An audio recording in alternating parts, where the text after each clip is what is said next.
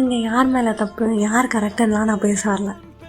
ஏன் இதான் சாக்குன்னு அவர் அவ்வளோ வெறுக்கிறீங்க? அவர் அப்படி என்ன பண்ணார்?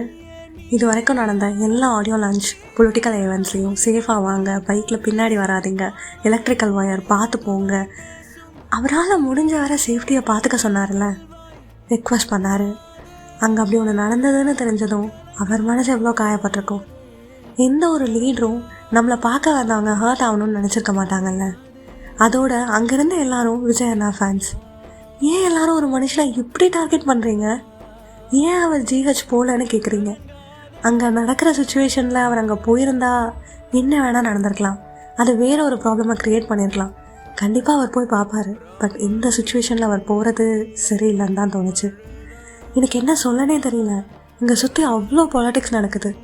மக்களுக்கு நல்லது பண்ணணும்னு வந்தவரை இப்படி உடஞ்சி போய் உட்கார வச்சிட்டிங்களே. அங்கே நடந்த இன்சிடெண்ட்க்கு யார் பொறுப்புன்னு நான் கேட்கல.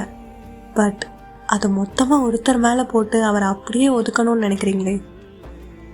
அந்த மனுஷன் என்னடா பண்ணுவார்? கூட்டத்தில் ஒரு குழந்தைய காணோன்னு ஆர்டர் வச்சு நான் சொன்னதும் அப்படி பதட்டப்பட்டு குழந்தைய கண்டுபிடிச்சிருங்கன்னு சொல்லி கேட்டார். அவர் எப்படி? அங்கே யாரும் மயக்க போட்டு விழுந்தப்போ கூட தண்ணி எடுங்கப்பான்னு சொல்லி தண்ணி கொடுத்தாரு.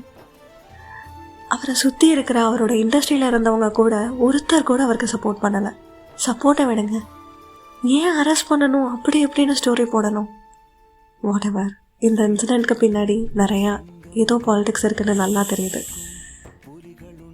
என்ன வேணா இருக்கட்டும், கண்டிப்பாக இந்த சுச்சுவேஷன் மாறும். வி ஸ்டாண்ட் வித் யூ அண்ணா. We stand with Thalapathy.